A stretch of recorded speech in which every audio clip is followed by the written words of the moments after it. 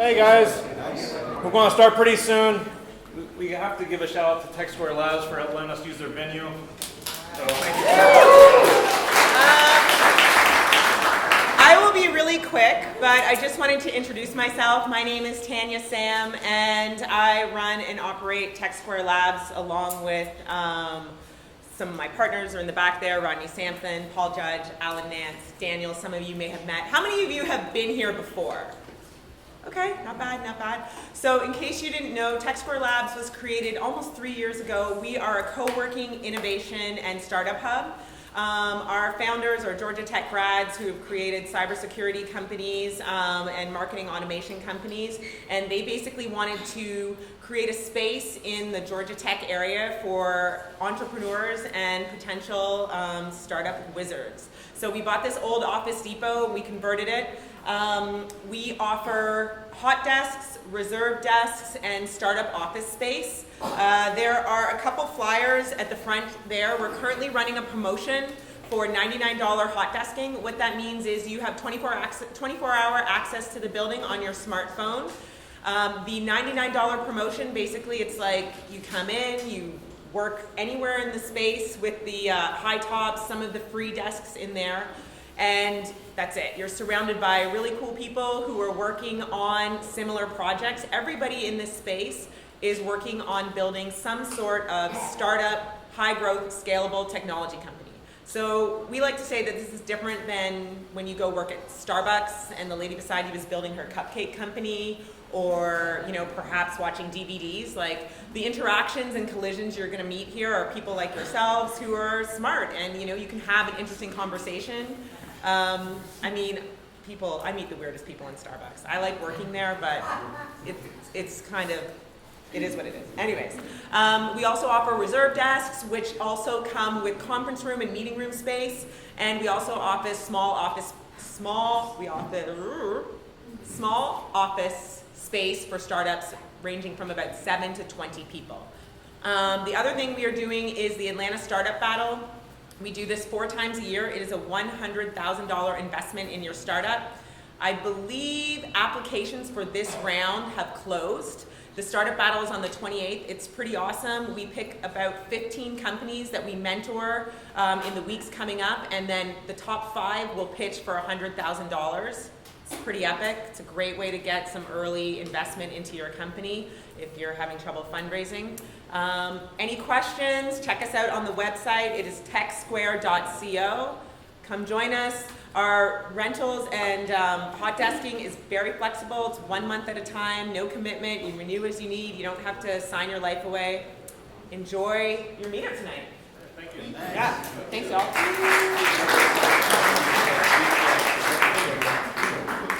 So, you've heard me say this a couple times. We try not to pay out of pocket for anything. We do have sponsors that help us pay for the pizza, the beer, venues if need be. So I want to quickly talk about our sponsors and what they potentially can do for you. So Hide.me is a VPN service that accepts Bitcoin, and essentially you can sign up without a credit card. You can surf anonymously. They have like 30 or so VPNs all across different countries all around the world. So I really like their service. I personally use them. If you go to the meetup.com page for us and go to the About Us for the Atlanta Blockchain, there's a 35% off coupon, I think, for that. So make sure if you do register with them, you use the discount code. Gino's Classic Barber. They're based out of like the Dunwoody, Sandy Springs area. That's where I get my haircut. That's where Mike gets his haircut. Yeah, you get a shave there. They accept Bitcoin. They give you a 10% off discount, so it pays a little bit more than the transaction fee for Bitcoin, right? So it's still worth it, and you get to use Bitcoin when you pay for your haircut. And they're also the first barber to ever accept Bitcoin, which is cool. Bitcoin Depot, they're our newest sponsor. They have a bunch of Bitcoin ATMs that you can go and buy Bitcoin at like gas stations, head shops, whatever. And essentially, if you go to Coin Radar, you can see all their Bitcoin ATMs listed. So they have like 50 or so in the Atlanta area. Feel free to find one close to you. And Tyrion, they've been our sponsor for a while. They're a company that focuses on anchoring truth into blockchains like Ethereum and Bitcoin. So they're kind of piggybacking off these immutable ledgers, and they're taking data, hashing it, and then putting those hashes into the Bitcoin blockchains to prove when things happen. So it's pretty cool if you're a developer. They have open API that you can use and kind of integrate into your platform to prove when transactions or when events happen. It's pretty cool, especially if you're using like digital signatures. Then you can prove who did what at when, you know. All right, and What about Block Time Podcast? oh yeah, shout out to the Block Time Podcast. That's my podcast that I run with Mike Casey, you know, and We talk a lot. former person who mentioned. Yeah, so if you wanna hear, so we have this meetup like once or twice a month. But if you want to hear like more recent news, we talk weekly. Every Friday we have a podcast where we talk about all the current news in blockchain, ICOs, public blockchains, private blockchains, whatever. We also do interviews with high class people. Our other co-host is Paul Stortz, who's actually kind of a big deal in the Bitcoin world. Yeah, so feel free to check us out. We're on SoundCloud, iTunes, YouTube. If you Google Block Time Podcast, you should be able to find it. I want to give one more shout out. If you've been noticing, we're wearing these tab shirts. These are the Atlanta Blockchain t-shirts. Brandon, can you stand up? So this is our designer. So thanks, Brandon, for designing these shirts for us. Yeah, and any work you do for us, we can, if we have enough money in our reserves, we can pay you. So and the Bitcoin from the meetup fund, from what we're getting from the sponsors. So yeah, anything you do for us, let's grow. Let's make this an awesome community for ourselves. So thanks. We're also, so pretty much now, if you give a donation of $50 or more worth of Bitcoin, let me know and I'll give you a free shirt. Pretty much, I'll give you a shirt. Now we'll actually be able to give something to our donors, because we're pretty much living off donations. So really appreciate everyone who has donated. Okay, and yeah, these come in black and white. So yeah. And they're exclusive, because next time we get a batch, we're not going to get these types. We're going to get, different colors, different, designs. So they're like collector's items. You have to get them every time. Yeah, next batch is, we're going to have some girl shirts, definitely. All right, so let's get into the topic at hand. Let's see if the clicker works. All right, so secure cold storage, paper, and hardware wallets 101 demos for cryptocurrency. Let's see how well the demos go. Especially for the paper wallets one. That's going to be interesting. All right, so outline. We have we're going to go over like some general terms, information, paper wallet information, hardware wallet information, and then we're going to do demos. Mike Casey is going to handle the hardware demo, and I'm going to attempt to do the paper wallet demo. No promises.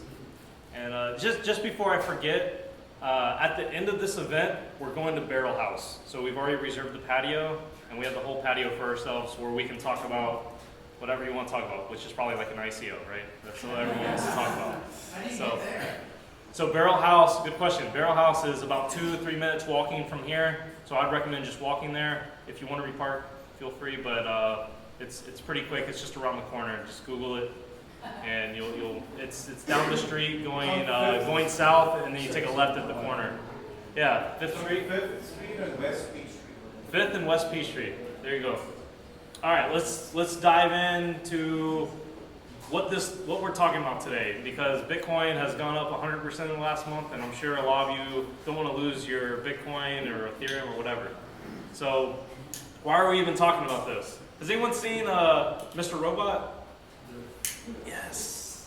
All right, Mr. Robot's awesome. I love that show. Anyway, so this is like their Guy Fawkes equivalent. And essentially, you want to make sure your Bitcoin, your Ethereum, whatever you have that you hold dear to you, it doesn't get stolen. So, in my opinion, I don't know about Mike's or Scott, I don't know, whatever. In other words, if these exchanges wanted to run away with your Bitcoin or Ethereum or whatever, they could. You're essentially trusting them. You're using a trustless system, but you're trusting someone, so you're not really, utilizing the idea of decentralized, trustless technology. Anyways, this is fine because some of these people are trustworthy, at least for now. It's like a bank. It's like a bank. But if you're in Cyprus or Greece, then you might be screwed. So, We all remember Mount Gox. Yeah, we all remember Mt. Gox, or at least maybe some of the older time people here. You How know. many people here remember Mount Gox? I remember BGC. Cripsy, another one. Yeah, Cripsy. Anyway, so these exchanges can get hacked, and you can literally lose everything if you have your Bitcoin A on lot of people exchanges. lost a lot of money. So let's be clear. If you do have a Coinbase wallet, since this is a very popular one, even if you have the mobile app, you're not actually controlling your own private keys. You're still just using their service. I want to make that kind of clear to you. So if Coinbase does get hacked, I don't think you have any kind of guarantee that they're going to pay you back any Bitcoin or whatever that they lose. Okay? So, and I would also like to say, we're talking about something very important. We're talking about how to hold our money safely with no government backing, right? This is our own responsibility. So if anyone wants to give a, I'm looking at you, Scott. If anyone has any comments to say during this meetup, I would just say feel free, because this is really important. I would just also would like to say keep it short, like 100 words or less. Don't go on too long, because we have a lot to cover. What about altcoins? A lot of altcoins share the same characteristics that we're going to be covering. We're going to focus on Bitcoin, but a lot of the altcoins share the same kind of characteristics with security. They can get hacked too. Oh yeah. Oh, yeah, Any definitely. coin. Any coin. But as far as what we're going to cover with cold storage, there's tons of overlap with a lot of altcoins. Yeah. All right, so let's talk about hot wallets, because this is typically what people first get into. This is, you download Mycelium or Copay or whatever it might be, Airbits, and you have Bitcoin or whatever on your phone. Anyone here, hot wallets? Raise your hand if you have a hot wallet. All right, keep your hand down, because now you're a target. All right. But essentially, if you get malware on your phone, you possibly could lose everything on your, your private key information that controls your Bitcoin or cryptocurrency. So there's this guy. Does anyone know who this is? Yeah. So John McAfee gave a keynote actually in Miami that Mike and I both went to, and he gave he's kind of a crazy guy, but he's done some pretty interesting things. So he pretty much clicked on got as much malware on his cell phone as possible, and saw which wallets would get compromised. And pretty much every single wallet that he had got compromised after downloading enough malware. So, of course, he was intentionally trying to see if his wallets were secure. The only one that he did mention that I remember was the Mycelium apparently was safe until he typed in the PIN, then it was gone. So maybe it wasn't really safe, I don't know. But anyways, your hot wallets, you have to be careful. You don't want too much money on your private keys on your cell phone. That's just kind of, able to get stolen from malware. So an analogy that I've heard is you don't want to keep more money in your hot wallet than you would normally keep in your normal wallet. Now, I think that's not quite true. I think maybe you can keep a little bit more, because there's obviously, your phone has like a lock, your app might have a PIN, so it's not necessarily as exposed as just losing your wallet like with cash. So it's up to your discretion though. So there's the malware. Yeah. All right. So this is a paper wallet. This is the idea of printing off a private key, public key kind of idea, and having like a physical representation of it, so you can actually have something to hold. And I think a lot of this early on was more of a mindset, like I want to be able to hold my Bitcoin. You can actually hold your private key. There it is. And you can laminate it, so it can, survive some kind of flood or whatever. If you want to put it in your house and not worry about it, like the paper getting messed up or whatever. So it has more longevity. There's also this guy that's a member of our meetup group that makes these. Pretty much dog tags, and he like stamps in the private key, or the equivalent key to be able to access his Bitcoin. So this might actually be encrypted with a passphrase, but anyways, he can wear his Bitcoin around his neck apparently. And this is, people want to make sure if you have a private key and this is your only kind of representation of it, it doesn't get destroyed like in a fire. This will actually survive a fire. This laminated paper maybe won't. So, it's kind of Important cool. about the paper is you can have multiple copies. So, Yeah, this is hard to make multiple copies of this, but you have to pound out the letters every single time. So there's also hardware wallet examples, and I would say a lot of times these hardware wallets are like probably the most mature in the idea of offline storage, cold storage, where either it's like a kind of like a 2-auth equivalent, and you produce your private keys on the hardware. It's very secure. It's usually the way it's set up. Or at least it should. It can only like push you information, or you should only be able to pull certain information. There's a couple different types. Trezor probably being the most popular. There's the Ledger and the KeepKey. Our demo today that Mike Casey's going over is going to be with the Trezor. Yeah, question. Maybe we should stress that if your private key's gone, those bitcoins are gone forever, or any altcoins. Yeah, so what Wayne just said was, if your private keys are gone and that's like your only copy of it, then your Bitcoin are gone forever. You want to make sure that you have multiple copies, maybe multiple geographic locations. so And, there's a couple of axioms. One, in Bitcoin, possession is 10/10 of the law. So if you possess the private keys, you own the Bitcoin. Ownership is synonymous with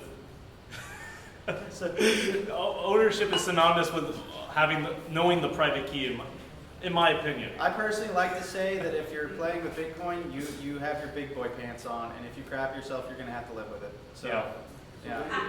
When you buy a 1 Bitcoin on Coinbase, they tell you bought 1 Bitcoin, but you don't get the address from Coinbase. Not until you withdraw. So the question was, because we're also streaming on Yeah. YouTube Live. The question was, when you buy 1 Bitcoin on Coinbase, you don't really get the private key. They're holding on to it for you. That's true. You don't really get ownership, like true ownership of that Bitcoin, until you withdraw it from Coinbase. So when you withdraw it, how do you find out the private key? That's my question. So you'll withdraw it to a public address, which will be corresponding to a private key that you've already generated. And we're actually going to generate some private keys live for you today.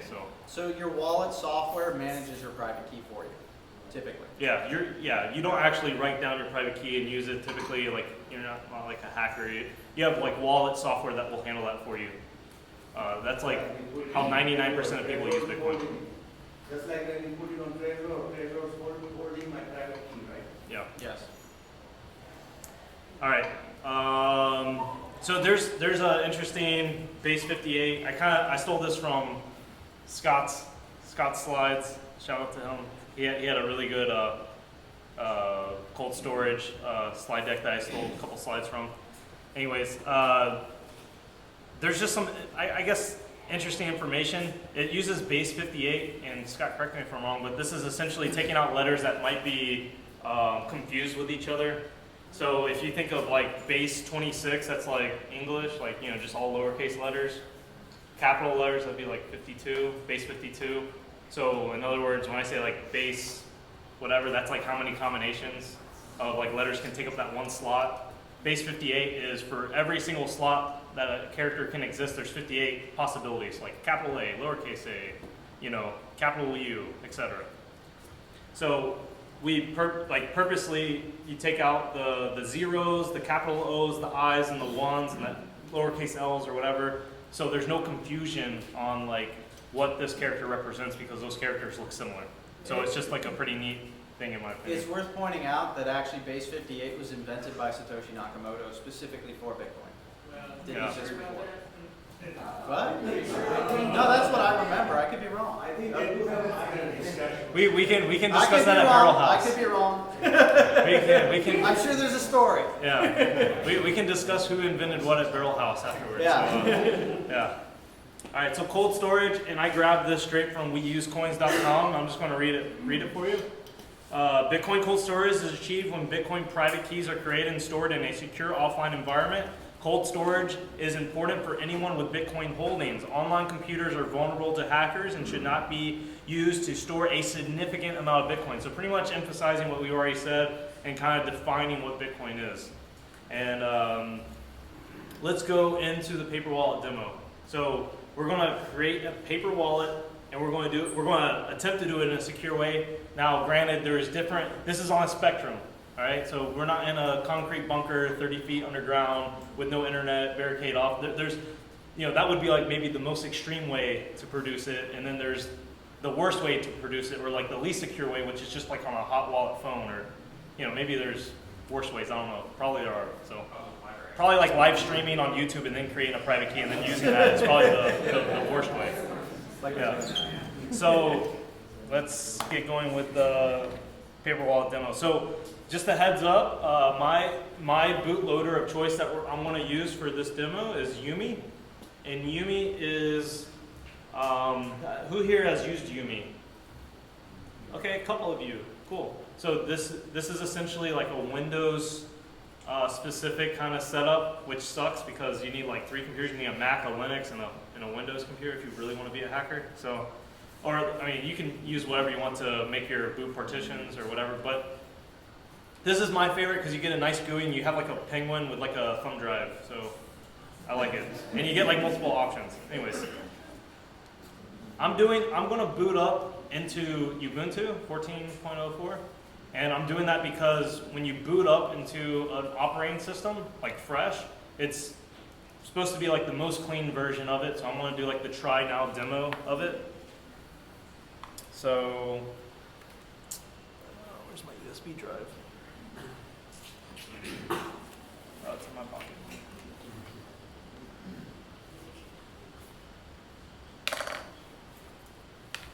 All right, so on this thumb drive, I have a bootloader. So in other words, I want to plug this in to this HP laptop. And instead of booting up onto the operating system, which on this computer is Windows, I'm going to change the boot. I'm going to like kind of hit like F9. And I'm going to change the boot to be from the thumb drive, okay? So I'm going to do that right now.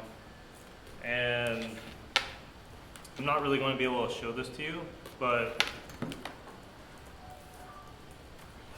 essentially, right now I'm in the BIOS, okay? And I'm going to go to the USB drive. So if you've done this before, this is not going to be interesting, but for the people who haven't. So now I'm in Yumi. I know everyone can see this, especially in the back, right? And I'm going to go to my Linux distributions that I've already downloaded to the thumb drive, and I'm going to go Ubuntu 14. And then I want to try without installing. So essentially, I'm just loading the whole operating system into RAM. That's just what I feel comfortable with. Personal preference. Say again? You have to turn off that safe boot that's on Yeah. Windows 10. So this was before, so it really depends on the hardware and like what computer you have, because certain computers you have to go to the BIOS, configure a bunch of stuff in order to boot off of a thumb drive.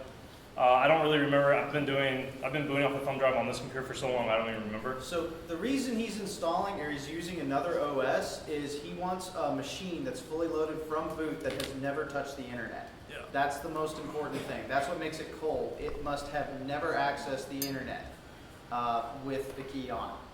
Or even before the key is on it, because malware could have been installed that can then record So the key being put. this. How safe are virtual machines in an internet? Not. Well, if you think about it, your virtual machine is still on a computer that has been online and stuff. So this is just booting right off the this is just using straight up the hardware. It shouldn't be using the hard drive at all for anything. It's using just the USB drive to load the operating system into RAM. So supposedly, unless some really crazy stuff happens, when you turn off this computer, the RAM, just gets dumped, and you don't have to worry about anything else in there.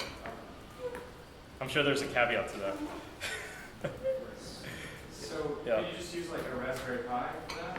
Sure. If you wanted. Yeah, the reason I'm using this is because it's like a clean boot, Yeah. and this is like a clean boot every single time I boot up into it. So right now, this is the first time this OS has been alive. So a fresh Raspberry Pi it wouldn't be 100% cold. I don't know. No, all you have to do to make it cold is swap out the SD card in the Raspberry Pi. It's You new. better not be SSHing into it. Yeah. All right, so no connection. okay, whatsoever. so this operating system has never been online. I'm gonna plug in another USB drive that has a Bitcoin address generator on it. So you can see down here. I'm gonna click this. It's very important this is open source and it was downloaded from GitHub. Yeah. You can actually review the code yourself and see it does what it says. And the other thing is, let's say there's even like a backdoor to like this program I'm about to use, we're still not touching the internet. And we're going to encrypt it before we take it off, so that's an important note to make as well. So you really want to try to minimize what you have to trust in this. Granted, like I said, this is on a spectrum.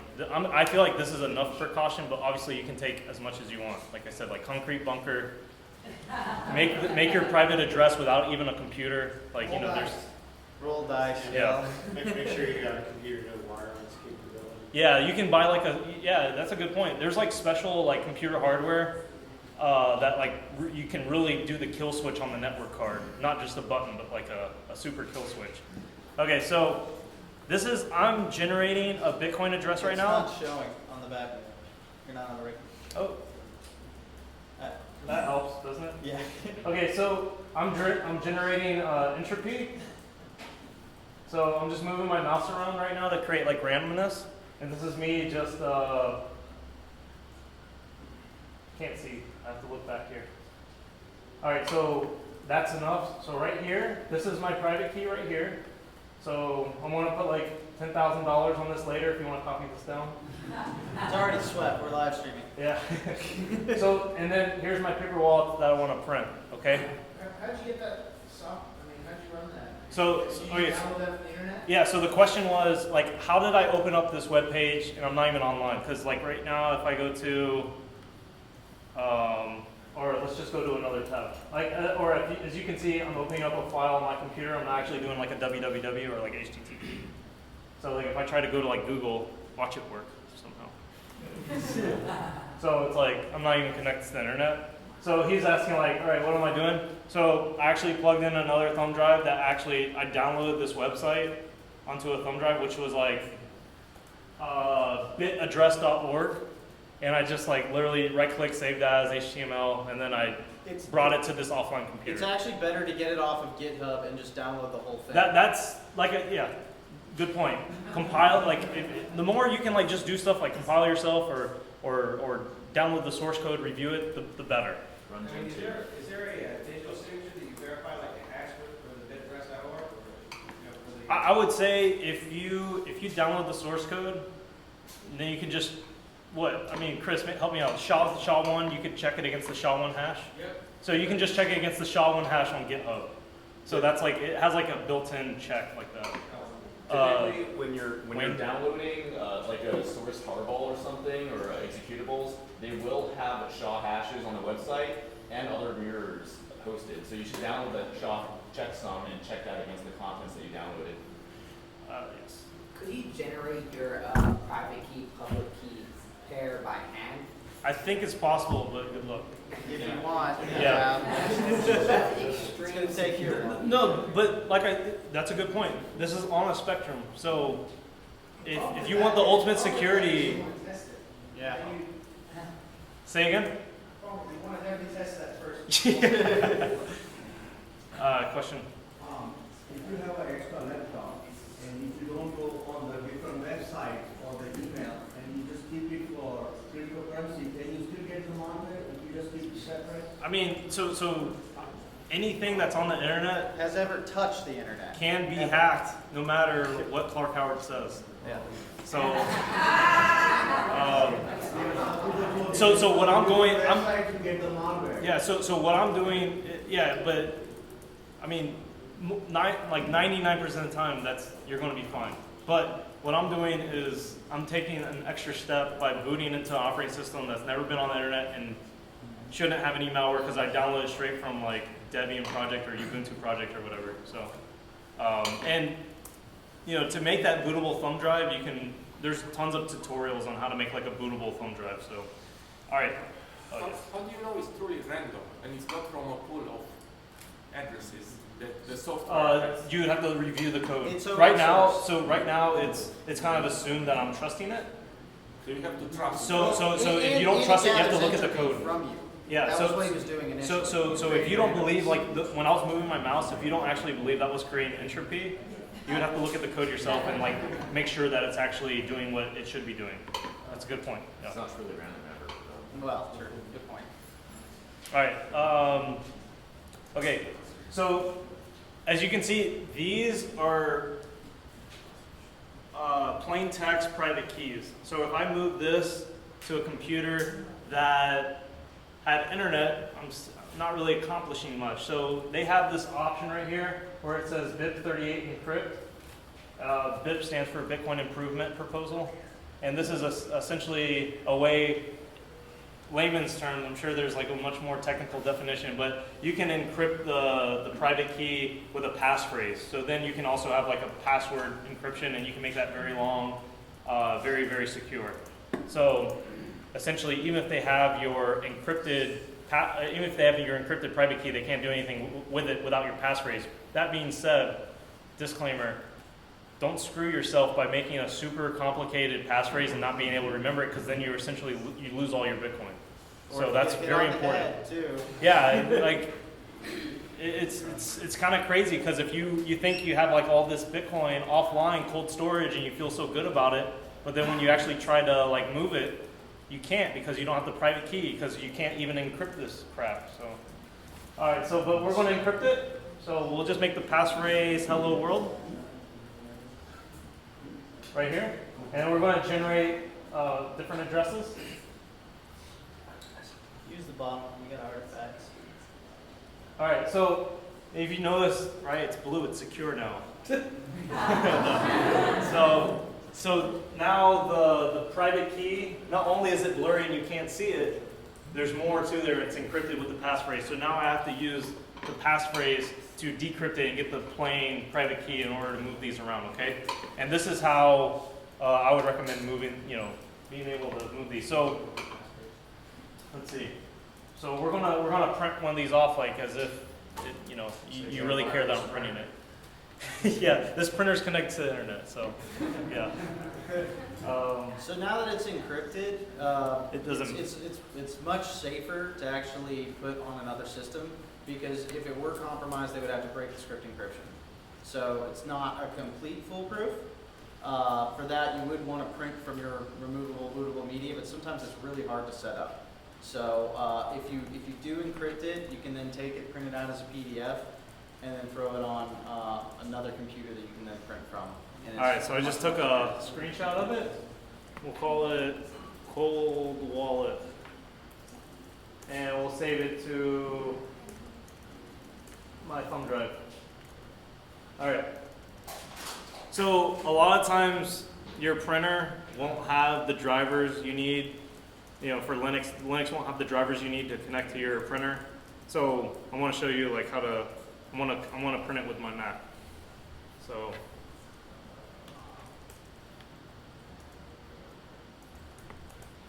All right. So now the private key. Yeah. Question. Is this for Bitcoin only? This is pretty across the board for like most cryptocurrencies, maybe except like Monero and stuff. I don't know. Would this also work for Monero? Yeah, still right. Okay, so this would work for pretty much anything. Well, you can do that for Monero, but Monero is like a list of words is how it holds a key, and it's just a list of words. Yeah. Question.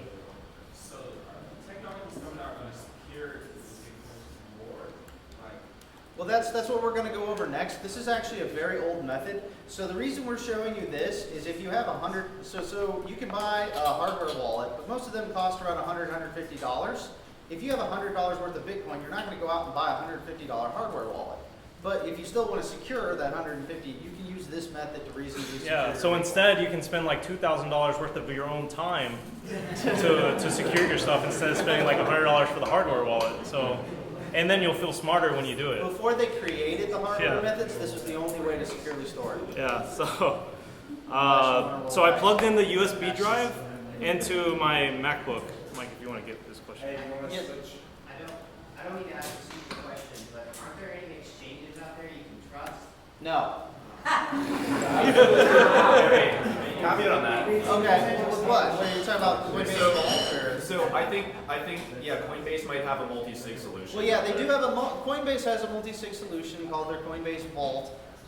You can only trust that because you hold one of the two so it's 2 or 3 SIGs, and then the third one's with reserve agent that Coinbase hires out. They're contractually obligated to be the third key for this. So that one is marginally safer, but you don't have complete control. If both that agency and Coinbase decide to lock you out of your Bitcoin, they're gone, because your key alone won't do anything. But by and large, just as a rule, no, you do not trust any exchange ever. Only keep it on there minimum amount possible, just to make a trade. Multi-sig can still be spoofed. It's true. Yes, sir. Yeah, tell that to Ethereum. Is Bitcoin multi-sig secure at the moment? Because I know there's been trouble with Ethereum multi-sig. There's been no evidence that Bitcoin multi-sig has been compromised at all. Yeah, that's actually, that's a 3-year-old BIP at this point, like 3 or 4-year-old BIP. So it's as solid as things get in this space, So. Look at the rich list online. Well, how many of the rich list? I haven't seen it in a while. How many of them are multi-sig? Yeah, there's a number of multi-sigs, but there was like $300 million on that. Hey, Mike. Yes, sir. Hey, guys, your voice carries, and I want you to be quiet. Especially y'all in the back. I'm looking at you. What do you need? No, I was just telling everyone to be quiet. So, all right, let's see if this works. So after this, we're going to, all right. So that's pretty much it. I want to show you. Poloniex got hacked. People lose all the Bitcoins. Well, Poloniex, I don't know that they got hacked. Cryptsy got hacked. A lot of them got hacked. But anyone could get hacked at any time, and any Bitcoin you have on there could be gone. I'm saying you think they can get speculated because they lose a lot of money.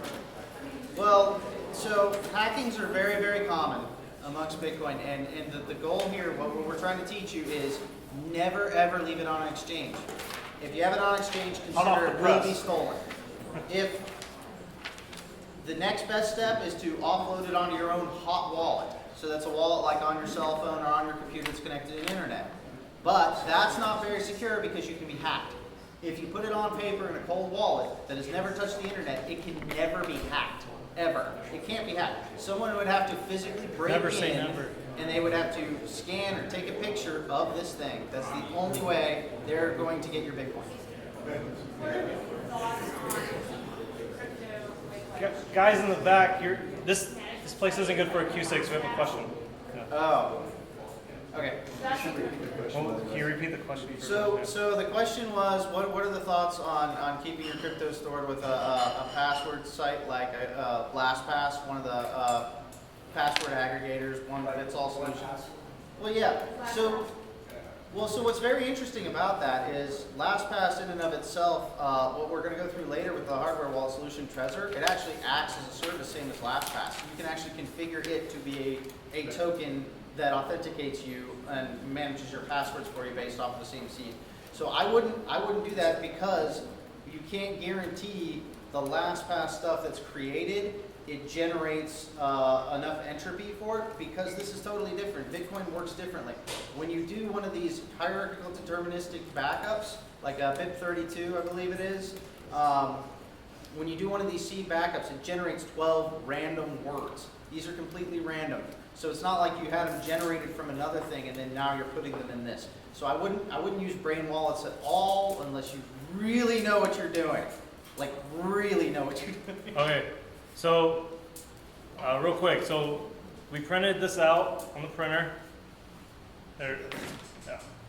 And this is encrypted, so I'm going to show you now what it looks like to pull it back, like if you actually wanted to use it. So Copay and pretty much all the mainstream wallets will be able to identify this kind of BIP38 encrypted private key and be able to ask you for your passphrase. So they'll know how to interpret it. So I'm going to show you that. I'm going to push the plus on wallets. Import wallet. I want to scan. So there's everyone in there. Hey everybody. Yeah, okay. And then I'm going to scan this. Wait a minute. Scan the wrong one. No, I didn't. Did it not print with high resolution? No. You did take a screen cap. New. Let's see. Should I do import? No, that's covered. Oh, here it is. All right. All right. So now it's telling me if I want to sweep the paper wallet. So I'll say yeah, and then it's asking me for a private key encrypted password. Does anyone remember it? All right. So hello world, and it's going to decrypt it and probably tell me I don't have any money. I'm broke. So notice how long this is taking. So the reason this is taking, okay. Yeah, no so funds funds found. not found, but the wallet's right here, 0 Bitcoin. There you go. Paper wallet demo, everybody. The fact that it took so long is a good thing, because that means you would have to throw a significant amount of horsepower at it to try to brute force it. Yeah, so the it's longer really, it takes, the better. yeah, so if you have a passphrase that's many, many characters long, it's going to be forever to decrypt that passphrase. It's going to take a very long time. Question right here. Have you heard of the wallet on your phone called Bread? Is it a good wallet? If not, what's a good wallet to have on your phone? What was it called? Bread.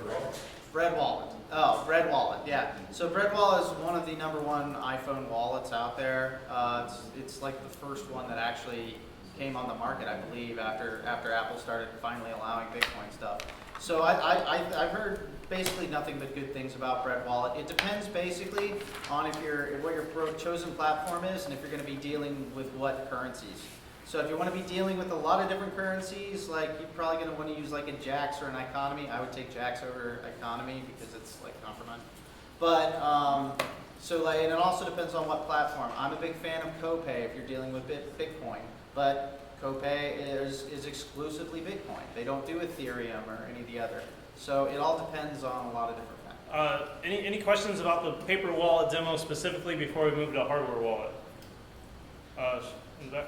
Yeah, so when you enter the password, at that point in time, if your phone has some malware, your enemy is screwed, right? Potentially, So, yeah. so the idea of bringing that to a hot wallet, you're potentially screwing yourself. So it was safe during cold. Well, I was just showing you if you want to bring it to a hot wallet, like Copay. The only reason he brought it to the hot wallet is to demonstrate. Yeah, to prove that you could bring it back just in case when you're ready to spend it. Or spend it. Yeah. Yeah, exactly. If you spend that, you anyway have to use some sort of Yeah. software, right? Yeah. Question right here, have you, and then. With the paper wallet, so like if we take a picture like or scan that barcode thingy, like do you withdraw all of the coins on that paper wallet?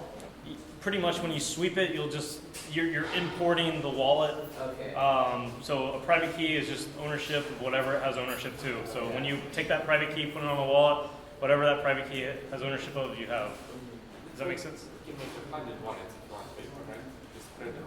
You can make 100 wallets on paper and just spread your wallets across them. Yeah. Yeah. Question right Now, here, when then you you. leave from cold storage to a hard wallet or hot wallet, when you move back to a cold wallet, to compromise. So if you want to make like another cold storage wallet, you just make a brand new code. You just make a brand new private key. From a hot wallet to a cold wallet. So if you want to send like your money that you have in a hot wallet to a cold storage, then you would so the public key or the public address, you would send to that, and you're good. So you'd be sending to this address that it would be locked up with the private So key. you're not touching a Yeah, you wouldn't touch the private key. You just send to the public address. So hold on, that begs a very important point. So these paper wallets are one-time use only. If you spend from them or sweep them, you never use them again because you never want to reuse a private key ever. That's bad for privacy and it's also not quantum safe. So You can write multiple times. you can write multiple times. So if you have a paper wallet and you have an address, you can put the paper wallet in a safe and you can send money to the inside of that safe from anywhere in the world as many times as you want, as long as you don't spend it. Two more questions, you and you, and then we'll go and jump to hardware. So if you you generate that private key, you've got a public address for it. You have to send your you send your Bitcoin to that public address. What if you when you're typing in the address or you're scanning it there's a typo or it's messed up, you just send it out into the ether So typically, how do you check so typically it's like Bitcoin's went so far and extreme to make sure when you scan that barcode there are no possibilities of it messing up because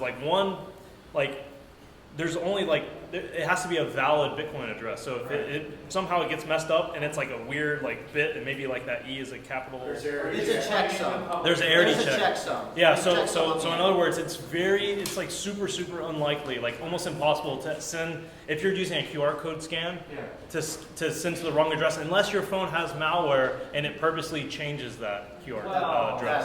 That's, Right. But I'm just saying that's a possibility. Right. So. Yeah, but nearly all wallet software, if you enter an invalid address, if it's truly an invalid address, It won't which let most you- are not yeah. valid, as I say, that is not true with Ethereum. Yeah, Ethereum guys, be careful. Question and the last one.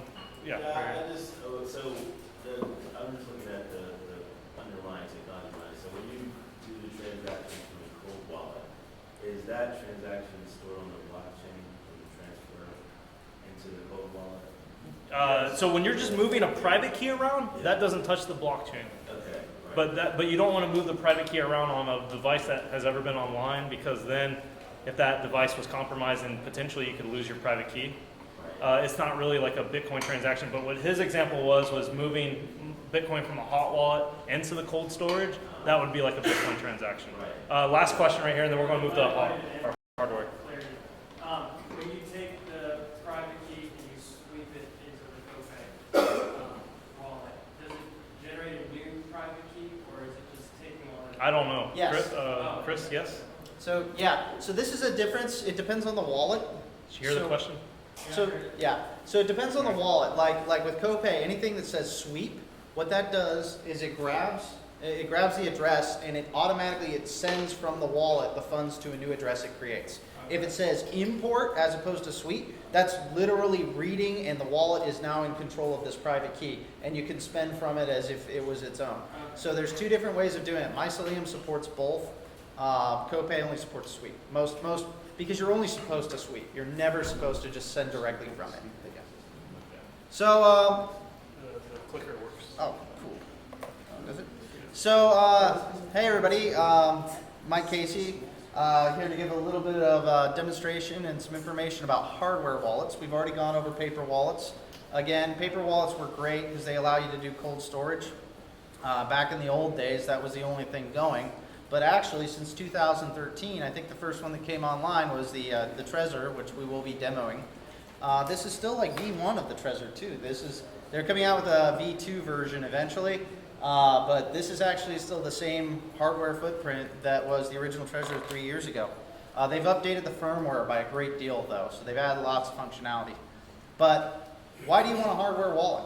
Well, first of all, let's talk about cold storage. Why do you want cold storage to begin with? Well, security, because you want to make sure somebody has to have physical access to your Bitcoin in order to take it. Otherwise, it will get hacked eventually. It's just a matter of time. So paper wallets are great, but they're very limited. You have to print up a whole bunch of them if you want to transact at all or move anything around. And then you always have to burn them and rip them up every time you use them. It's very, very annoying. Since Bitcoin had this thing created called hierarchical deterministic keys that allow you to have one single seed that actually generates a whole bunch of keys, key management has gotten so much easier.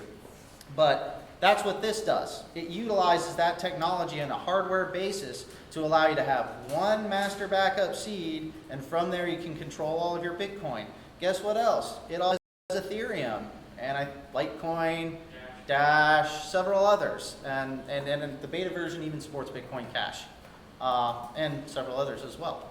So it's a good management tool that lets you, and with the Ethereum version, I believe it even lets you store ERC20 tokens, which are the ICO coins that everybody's talking about now for some reason. So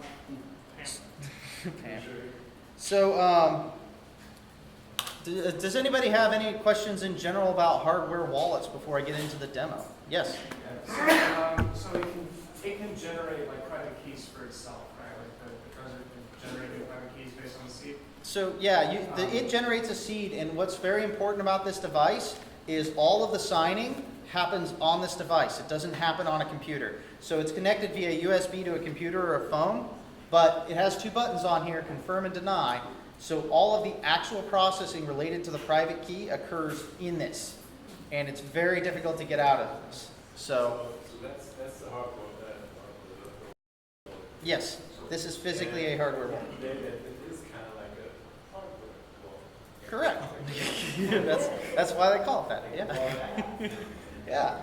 So yeah, it stores the keys and it provides you access. It also has a bunch of cool security features. So this thing is so cool. You can. Oh, this lists for between $100 and $150 depending on the supply and demand of how many they have backlogged. But yeah, it's somewhere on the order of that. And there's also 3 other. We went over the key and the ledger. They're all roughly equivalent. Huh? What happens if you lose it? Well, we'll get to that because you back it up. And interestingly enough, like all things, the more high tech it is, the more low tech it is. You back it up on paper, but not even fancy paper that you print out. You actually physically got to write it down. So with a pen, right? So and you don't want to lose that. You can write down multiple copies of the paper. Send you a can copy encrypt to it. your mom. Yeah. So it's okay.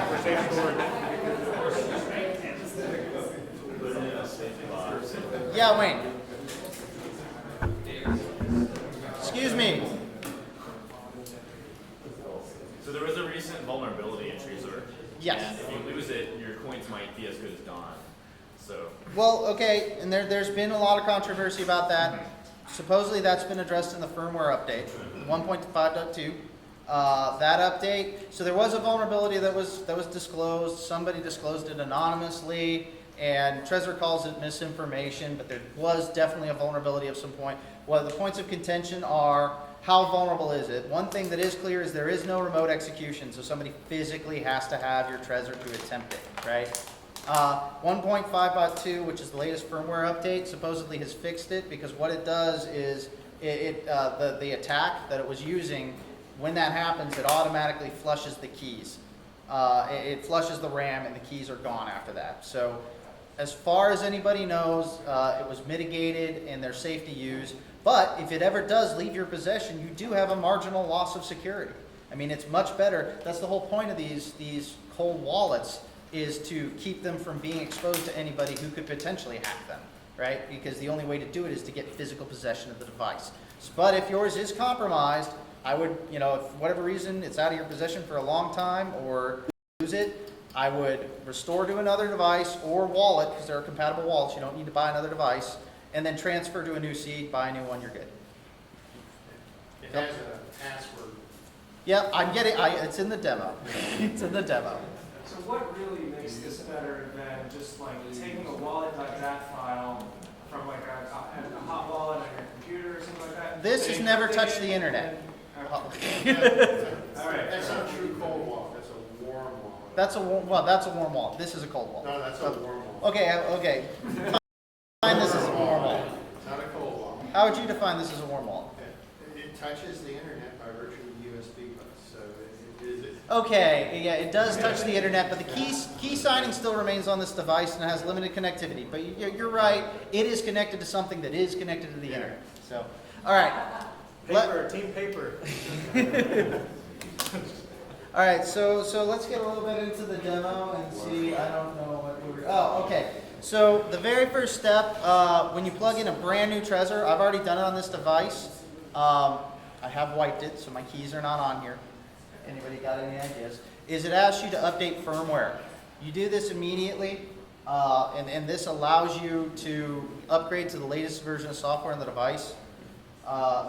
Where's that little? We don't have the little stupid one, man. Okay. Hey so man, I put up what you said. there was another picture. It's a small one. But anyway, there's a block hash that tells you, and you verify it against the screen. You verify it against the screen, and it tells you, and it's literally this huge hash number. And you read it on the device itself, and you verify that that is the hash of the firmware that you downloaded, and that's what's being executed. Because that prevents any malware firmware from being loaded and compromising your device. So that's the very first thing you do. It'll ask you to upgrade your firmware. Oh, that worked. So I'm going to go to Trezor.io.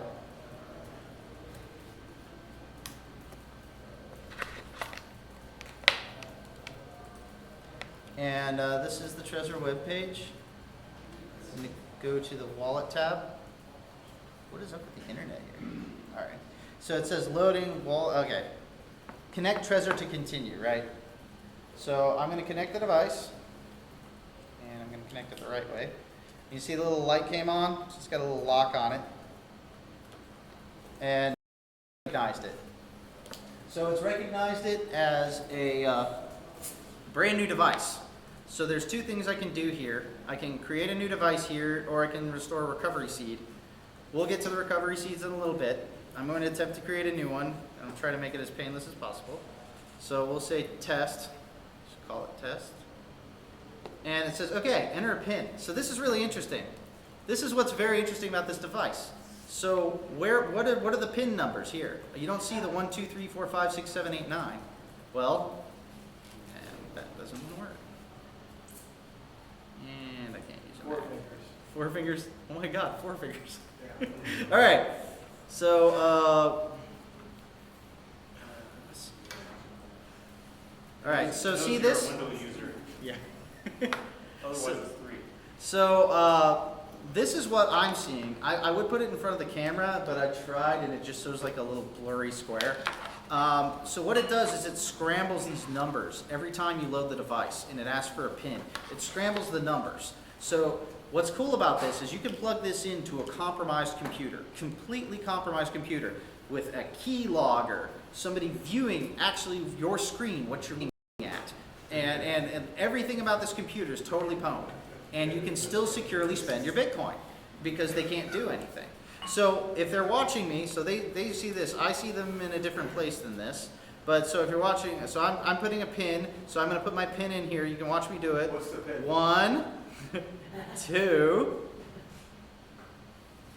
Oh, I just said careful, that's easy to guess. Okay, it won't let me do that. It won't let you do it. It won't let me do a stupid one. All right, so let me do, yelled at me. All right, so 1, 3, 5, 7. Okay, it's fine. It doesn't like a 4-digit pin. It's fine. But okay, so 1, 3, 5, 7. Somebody remember that? All right. So I hit OK. All right, enter here, and it asked me to enter it again, and I'll see how badly I screwed it up. So notice I'm not using the keypad. You don't want to use the keypad because it defeats the security purpose. Because you could enter 1, but if I do that, a keylogger is going to know what I'm entering. So 1, and then notice these are different placements. 3, 5. How do you know what number each of those assets? It's on the device. The question was, how do you know where the numbers are? And the answer, like, his little device has where the numbers are. It changes every time you use the pin. So this is the device has a display. All it has is a USB port, a display, and 2 buttons: confirm or deny. So even if someone has like full access to the computer, they still don't know your pin because you're just typing in the number. You're and just this hitting device is random offline. buttons, and they have That's no only where idea. the numbers are on those 9 squares. And I got it right.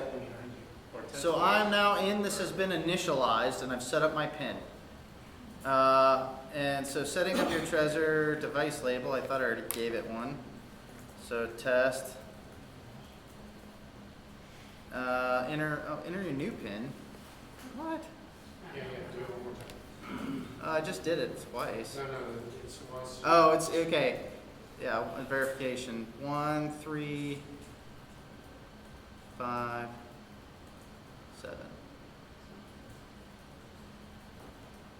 See, it says notice the layout has changed. For some reason it's reinitializing again.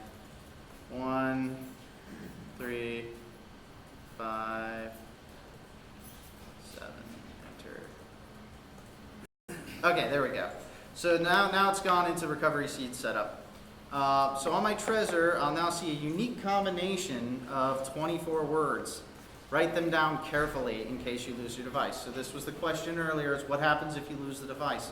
So really the hardware wallet, it solves a problem with the paper wallet, because somebody mentioned, they said, hey, well, what happens when you sweep it onto your hot wallet? Is it vulnerable? Yes, it is totally vulnerable.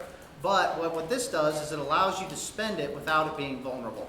like that, in that manner. But it doesn't actually reside on the Trezor. It actually does reside on the Trezor, but it also resides in your backup, which is a mnemonic seed of written words. And this is how most hot wallets work. If you guys have ever set up a hot wallet, it'll ask you to write down 12 words. This is the same setup, only Trezor likes to default to 24 words. So it says right now, it says is write down the first word from the Trezor into the recovery seed card. And I don't have a backup that I've already pre-written. But so if you go online, you print up this, the back of it looks like this. You can show. It's okay. That's all right. I just want to make sure I had a copy. So these, I'm going to be writing down these here, and I wish I could switch it to a 12 word because it's going to take a while to do 24.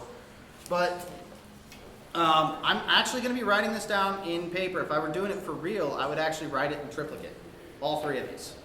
So I have 3 copies of it when I'm done, and then check them. You can take a picture for ease. Yeah, we could. Well, actually, you can't really do that because it doesn't photo capture really well. So can you can write better than me. Let me. Oh, thanks. Order, scribe. Yeah, sure. All right. So it's gold. G-O-L-D. I just put A. Just kidding. Don't do that. My handwriting's Keep terrible. going. Keep going. Next is engage. E-N-G-A-G-E. All right. Keep going.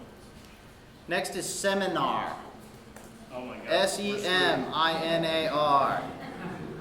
All right. Keep going. Provide. P-R-O-V-I-D-E. All right. Next is rude. All right. Keep going. R-U-D-E. Next is ready. Keep going. Are you pressing the button? Yeah, I'm pressing the button every time to get the next one. Keep going. Okay, so this is the 7th word. It is cash. C-A-S-H. Like Bitcoin Cash? Yes. All right. We have to make a model of. Next is rescue. Rescue. 9th word is labor. Keep going. 10th word is proof. Keep going. Prove this will work, hopefully. 11th word is wave. Okay, keep going. We're losing. 12th word is fashion. Yeah, we're losing the crowd. Fashion. Keep going, hurry. Fox. Keep going, hurry. Faster. We're going to screw it up. Title. Faster. Toward. T-O-W-A-R-D. Toward. Keep going. Tide. T-I-D. Keep going, man. Main. M-A-I-N. Keep going. Border. B-O-R-D-E-R. Keep going. Inflict. I-N-F-L-I-C-T. Keep going. 20th word is place. P-L-A-C-E. Injury. I-N-J-U-R-Y. All right, 3 more. Hurry. Gravity. All right.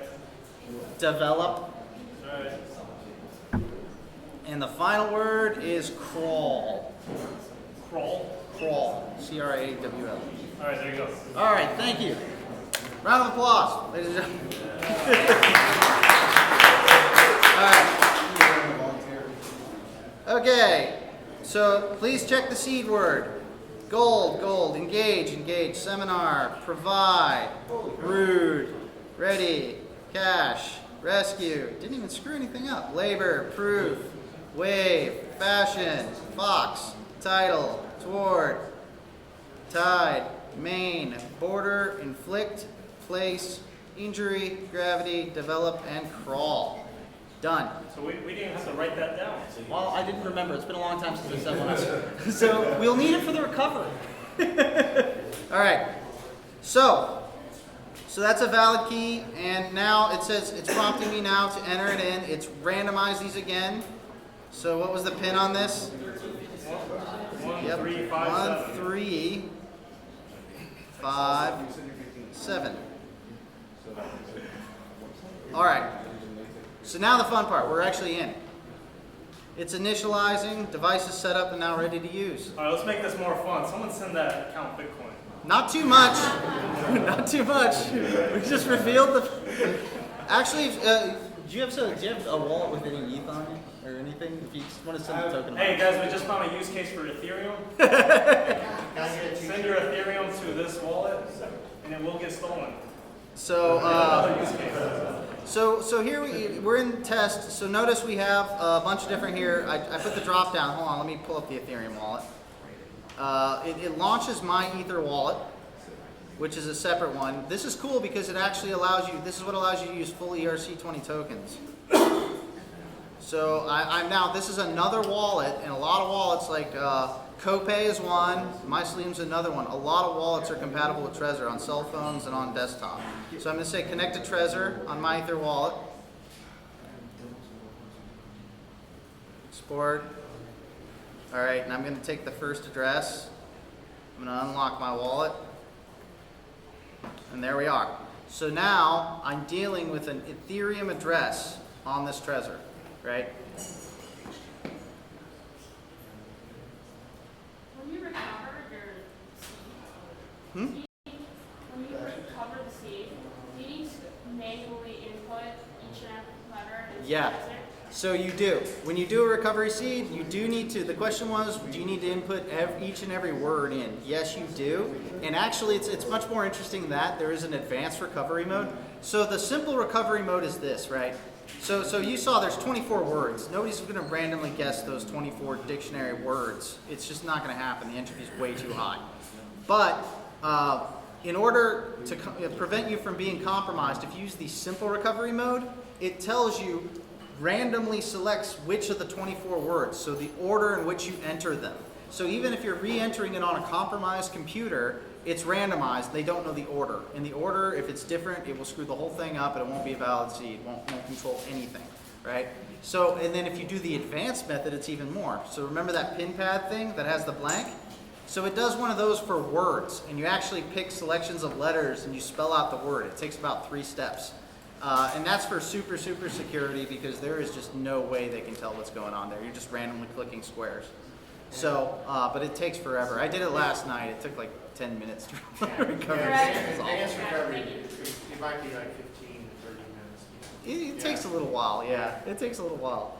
But, and I screwed it up once too. So, anyway, so I'm here in an Ethereum wallet. I got an address here. I can hit a QR code.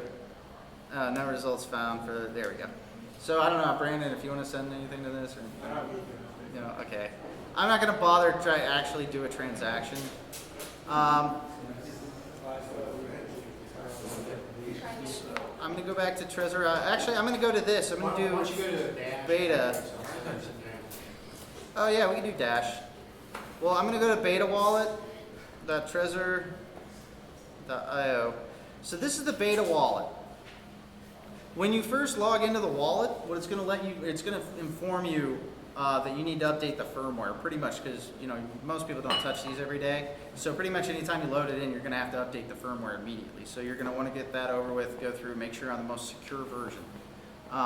So this is the beta wallet. Notice it has a couple extra ones. It's got Ethereum Classic and also Bitcoin Cash.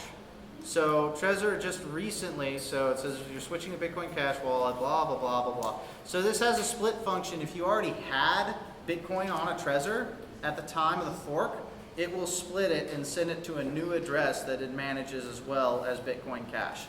So it will split that out for you.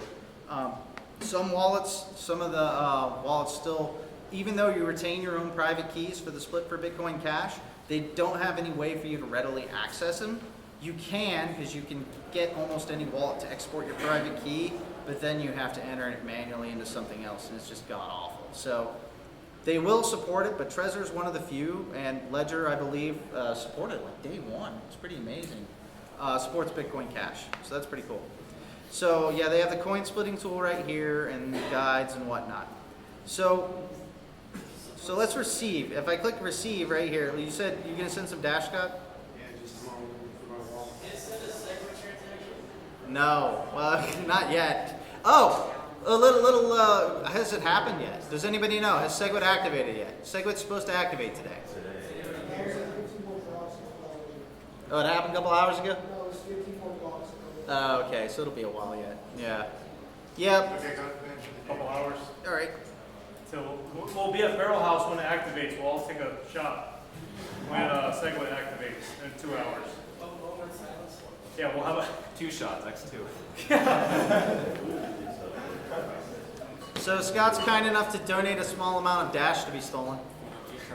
All right, so anyone who paid attention, especially during the live stream, make sure to watch this and steal that Dash to prove that you watched this entire video or paid attention to this entire meetup, this meetup presentation.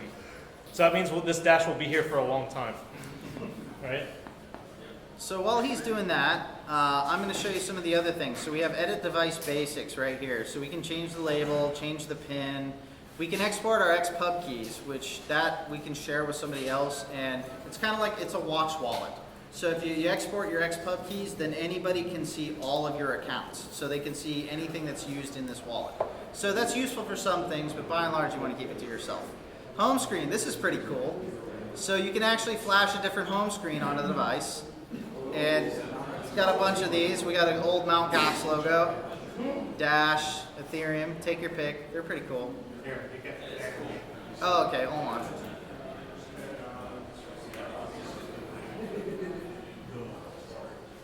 Okay, it's still waiting to come in. Can you send your treasure through the wash? I've never tried.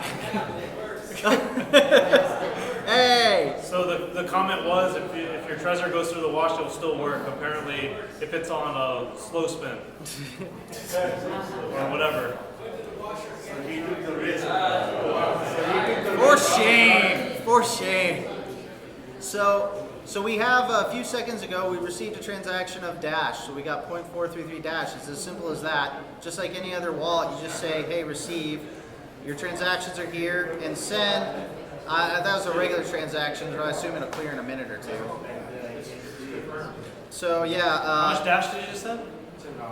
So if nobody stole this, I could, in theory, send it back. What's cool, and I want to try to send it if I can. Guys, we're not kidding. Anyone can grab that right now. Yeah. We would not know it was you.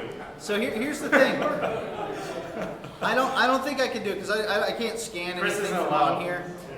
But huh? Okay, so I'm not going to try to send it just because I'd have to scan an address or otherwise get it on here. Somebody'd have to email it or something. But what happens when I go to send it, it will actually attempt to send it. I will fill out all the transaction details on it, and it will stop, and it will wait. And it sends a thing up to here. It says, please confirm on your device. So you then have to go to your device. You read, I'm going to send 0.344 Dash to this address, and you check them and make sure they're exactly the same, and then you hit confirm or deny. So, yes, sir. Do you have to use their website to interface? No, you do not. You can use any number of wallets. So, like, it launches MyEther Wallet for dealing with Ethereum natively, and it has several other compatible wallets that you can use. You can also plug it into your use Copay as a wallet. You can use BitPay as a wallet. You can use Mycelium as a wallet. You can use Airbitz is Trezor compatible. Pretty much all of the major wallets are Trezor compatible. They're also compatible with Ledger and any other hardware solution. I don't know about KeepKey. KeepKey's, a couple have KeepKey. So yeah, you do not have to use their client. And what's more, so I didn't mention this part, but their client works off of a Chrome extension that you have to download initially when you start using it. So it actually runs inside Chrome as an application. But you can also take it and do it client side. You do have to be connected to the internet to send, but you can open it offline and look at it. You know, you can actually see what the status of it was. It won't really tell you much because you can't query anything, but you can change parameters on the device. So let me get to the fun stuff, right? So we covered sending, receiving, all that jazz. Let's look at the advanced. So the advanced, we're on firmware 1.5.2, right? I could wipe the device right now and then we'd have to restore, which is going to take a while and y'all get bored. So instead of doing that, let's talk about passphrases. Passphrases are cool. So this is great. We have this, right? But the problem with this is anyone could find this written thing and they could get another wallet that's Trezor compatible or Trezor itself, and then they have instant access to your wallet. So this makes it's completely unencrypted, And if anybody sees this or takes a picture of it, you're completely compromised. So because of that, we have this functionality, we have a passphrase. So passphrase is just an immensely powerful and cool feature, right? So it says confirm device encryption. You can't do anything on this device without actually confirming it on the device. So there's no way an attacker can do it because they can't physically hit this button. So I'm going to say, okay, confirm. So disconnect my Trezor now. I disconnected it. Now it goes back to the home screen, reconnect it. I was under the impression that all those phrases are connected to your Trezor only. Well, no, they're connected to your seed, not your. So they're not connected. They're connected to these. They're not connected. So here's what. Let me get back in here real quick. Hold on. Let me get back in here real quick. So one. Oh man, I screwed it up. 1, 3, 5, 7. All right. So now it's asking me for a passphrase. So I'm not going to enter a passphrase. So if I don't enter a passphrase, then it goes directly into the old wallet. So I'm looking at Dash. It should have Dash. It's loading accounts. No, it's stolen by now. No, so it has Dash in here. So I've enabled passphrase, but I have not put anything in, right? So now this is just like my vanilla wallet. What's cool about this is actually, this has plausible deniability because that could be all that's on this Trezor. There's no way of ever knowing any different, right? So what's really cool, the very, very powerful functionality of passphrase is, so we have 24 seed words here, right? So these 24 seed words create your wallet, and there's infinite numbers of addresses in this wallet, right? So what your passphrase is it adds a 25th word. It adds a 25th word to this list, and that mutates it and changes, so it's totally unique. So guess what? Every passphrase that you could conceivably enter into this is valid. There is guessing a wrong one, because they all create actual wallets. Now, so you have an infinite number of potential wallets that you could create, right? Well, only one of them is one you know that you actually keep crap in. So I'm gonna go ahead and I'm gonna disconnect,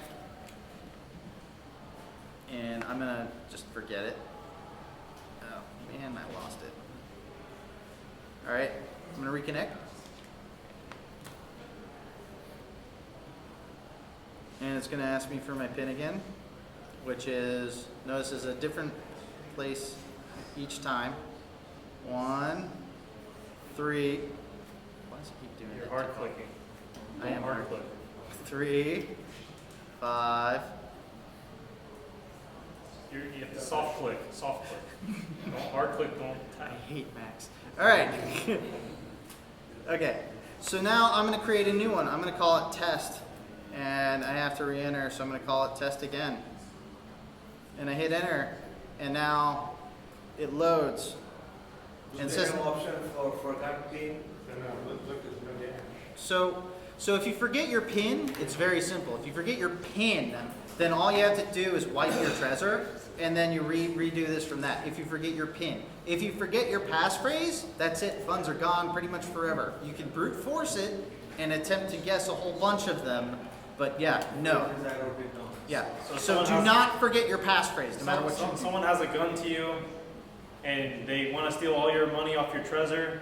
You say, okay, man, here it is. And you can show them any account you and want. You give it to them. It's not the one with the passphrase with all your stuff. You have plausible deniability because there is no way that they can prove that is not all that you have. You can set up multiple passphrases. You can set up multiple passphrses with different things. So like he said, like a 25th word, you can set up apple, orange, banana, whatever, right? All of them are valid. Everything They all is valid, so create you new, can have unique wallets. You can have funds in every single. The one difference is the first 24 words is a list of 2,000 select words. The passphrase is It's any word, yeah. anything you want, any length you want. Yeah, yeah, and I don't know. There's probably some sort of limitation to the length, but I would imagine there is some sort of limitation. But yes, dude. Huh? Yes. If you forget your passphrase, you are completely locked out. If you forget your PIN, it's perfectly recoverable. You just wipe the device. It's fine. Like if you try again, like a couple of times. No, it doesn't. It never locks you out. It will always allow you in. But if you forget your PIN, then you know, it will not lock you out like that. If you forget your passphrase, it will always allow you into an incorrect wallet. As many guesses you do. It never locks you out. There is no way to. So, yes? Going back to the earlier topic with someone about losing the Trezor or in getting compromised, etc. If you go in and basically reset the Wi-Fi device, to generate a new seed to then generate So that- from going forward, where's the compromise once you wipe it and reset? So when you wipe it and reset it, generally speaking, you would use your recovery seed. So it depends. If you want a new wallet, you just set up a new wallet. If you want to retain your old wallet, so you can set up the same wallet on multiple devices. You can have them all running the same. You just enter the same recovery seed into them, and they are the same wallet. I was just curious because you suggested also maybe a new Trezor device. Right? That's if it gets stolen. Well, that's if it's stolen. You then need you to have do it it anyway. Yeah. Okay, I thought you needed to get compromised. You don't have that. Well, okay. So if it was compromised, then it doesn't mean your device is compromised. If it's not physically damaged, they can't hack it to where it will be able to relay information to them. The only thing they can attempt to do is get something off it at the time. So if they haven't gotten something off it, they're not going to get it. Chris's advice is if you dirty your Trezor, just put it through the wash. Yeah.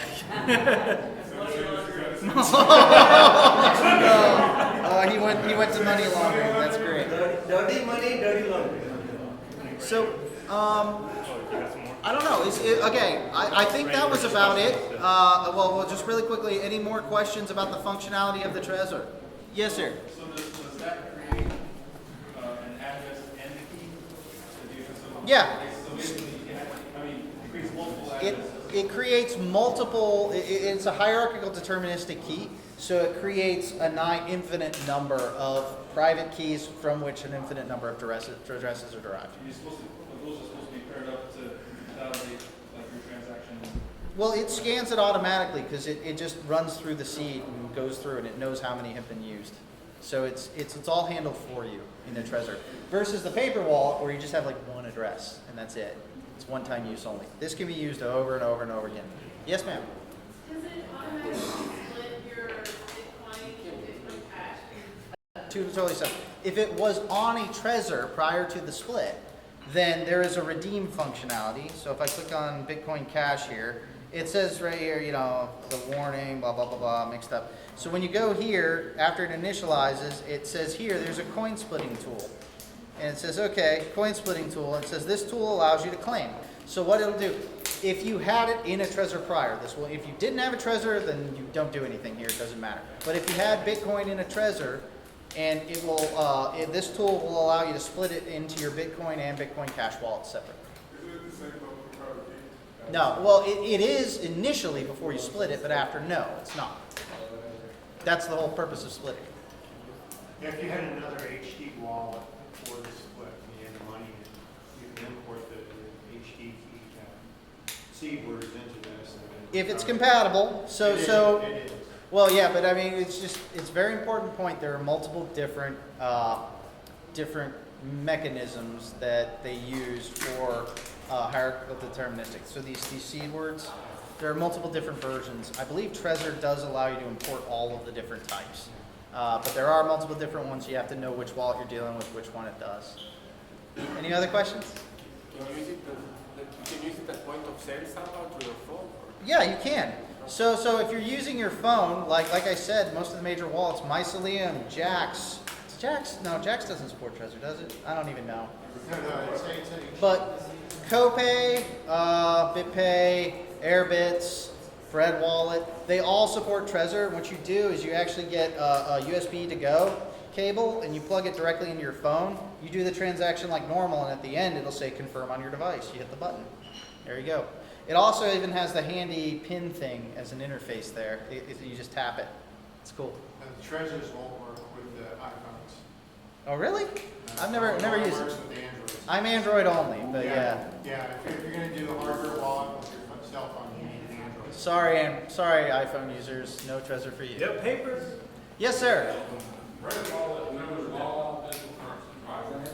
No. No. Bread Wallet, the question was, does Bread Wallet cover all digital currencies? The answer is no. I mean, I don't know what it does cover because I don't have it installed, but that is a definitive no. I can be pretty sure of that. Yes? Do you know if Bread Wallet supports Bitcoin Cash? I don't think they have as of yet, but again, I don't run it. So you'd have to download it and see. So if you transfer Bitcoin from a cold storage of the Bread Wallet, it's not going to recognize the cash. Is the cash still on the So cold you're storage? you're only if you're transferring Bitcoin at this point. Okay, so interesting thing. Let me back up a little bit about Bitcoin Cash. Whatever wallet you had has both the Bitcoin and the Bitcoin Cash on it now. Cold storage. Yeah. So it's like if you have it in cold storage, the same private key controls Bitcoin and Bitcoin Cash.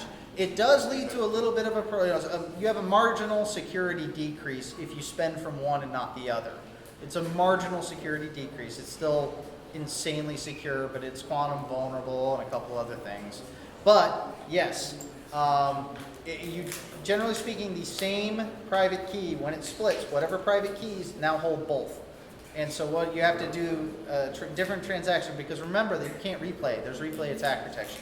So nobody can broadcast a transaction that you've put on one chain to the other. So, yes? Can different altcoins be sent to the same addresses or That depends entirely. I would say no in general because they purposely change the prefixes on most addresses to altcoins. Although the one exception to that would be Ethereum and any of the ICO tokens because technically those are all Ethereum addresses.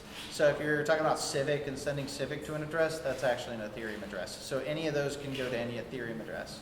But other than that, most of the coins differentiate. Except for, oddly enough, Bitcoin and Bitcoin Cash. Because they are split from the same code base, you can use the same addresses. For those two, yes. Yes, sir? Do you have any input on like the new Ledger Blue or the next treasure? No, I haven't seen it. I mean, I've seen videos and stuff like that, but I haven't actually seen it. To me, I kind of like these. I mean, it's just like, I don't want a touch screen color thing that sucks down power and gets hot. You know, it's like, I don't know. I would just rather have something simple, light, secure. Let's take the last question, okay? Okay, final questions? Okay. Everybody good? Hey, thank you everyone for coming. We'll discuss more at Barrel House after this, okay? Thank you. Thanks, everybody.